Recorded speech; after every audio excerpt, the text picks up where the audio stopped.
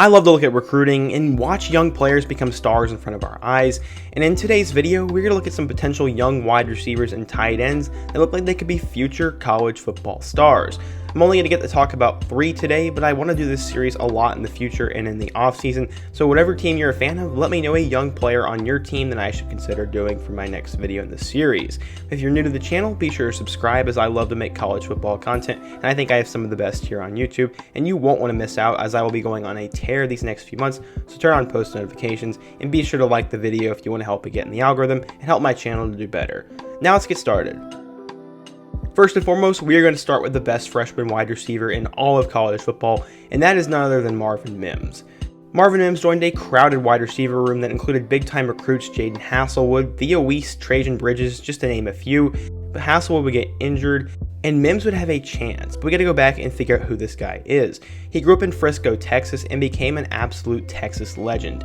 He holds the Texas high school football state record for receiving yards in a career with 5,485, and in a season with 2,629, he was a phenomenal player and somewhat went under the radar. He was a 4-star recruit and chose to play for Oklahoma over the likes of Stanford, and with how crowded of a wide receiver room he was going to be in Oklahoma, I personally did not expect him to play a ton, but a lot of people who follow Oklahoma recruiting and knew this guy and watched him at Texas knew he was going to play as a freshman, and he proved everyone wrong, including myself. He was all over the place in 2020 as he had 3 touchdowns in his first 2 games, but wasn't much of a factor against Iowa State or Texas earlier in the year, and they lost that Iowa State game. He had a huge 132-yard 2-touchdown game against TCU, but then kind of disappeared for their next 4 games against Kansas, Oklahoma State, and Baylor, and right when we thought he may potentially be falling off, he went off in the Big 12 championship game with 7 catches for 101 yards and a touchdown, and showed just why he's getting so much hype. He broke the record for receiving touchdowns by a freshman in Sooner history, and he also broke that record that was previously held by Mark Andrews and CeeDee Lamb, who both had 7 touchdowns in their freshman year. He was a deep threat for Spencer Rattler, is a super speedy guy, caught a ton of touchdowns, and most impressively, he was also dynamic and spectacular in returning punts. As a freshman, he caught 36 passes for 583 yards and 8 touchdowns, and he will look to build upon that for the 2021 season and in their bowl game against Florida. Mims is looking like the next CeeDee Lamb or Ryan Broyles, and I think he's going to be an absolute star, and I'm really pumped to watch him, as well as the other guys like Hasselwood and Weiss. Notre Dame is one of the top schools at producing tight ends, but their true freshman playmaker could be one of the best to ever step foot on campus, and has been compared to Kyle Rudolph. I may be jumping the gun for sure, but I love Michael Mayer, and he just looks like he's going to be a superstar during his next 2 years in Notre Dame, and maybe more if he stays longer, but he will definitely be an NFL guy.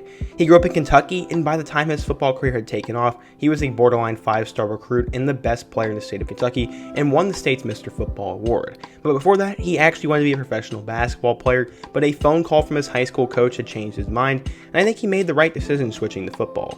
He chose to play football at Notre Dame over the likes of Alabama, Arkansas, Kentucky, Georgia, LSU, Michigan, and Penn State. He was highly regarded, and with Northwestern grad transfer Ben Skronik coming into Notre Dame as a graduate transfer, he was expected to take a chunk of Mayer's snaps away at tight end. They also had big-time recruit Brock Wright and Tony Tremble, who was returning as well, but Mayer has already had a pretty huge year and has kind of exceeded expectations. He caught 3 passes in his first game against Duke, and then started his first game the following week against USF, and they blew the Bulls out in that game. He got his first touchdown against Florida State and had a highlight reel level hurdle over a Louisville defender the following week. He had a big touchdown against Pittsburgh and made a ton of big plays in their upset win over number 1 Clemson, and that's personally when I first saw how talented he was, and he just looked like such a young good player and endless potential. He had 2 solid games against North Carolina and Syracuse to finish the regular season, and after their ACC championship loss, they'll be the 4 seed in the college football playoff here in the upcoming weeks. So far, he has caught 35 passes for 388 yards and 2 touchdowns, but it's the eye test that will really wow you. One article by Rivals Notre Dame talked about how he passes the eye test and that he would not look at a place at an NFL training camp right now. This kid is 18 years old. ESPN's draft analyst Todd McShay said he is the most talented player on the Irish as a true freshman, and I 100% agree with his take, and he will be a guy who will play on Sundays. Michael Mayer is going to blow up in 2021, and he'll be a first-round pick in the 2023 NFL Draft. Mark my words, get ready for this kid to take over. The final guy I want to talk about today is none other than freshman Clemson wide receiver E.J. Williams. When Justin Ross was expected to miss the 2020 season, a lot of people wondered who would be the guys to step up in the receiving game for the Tigers.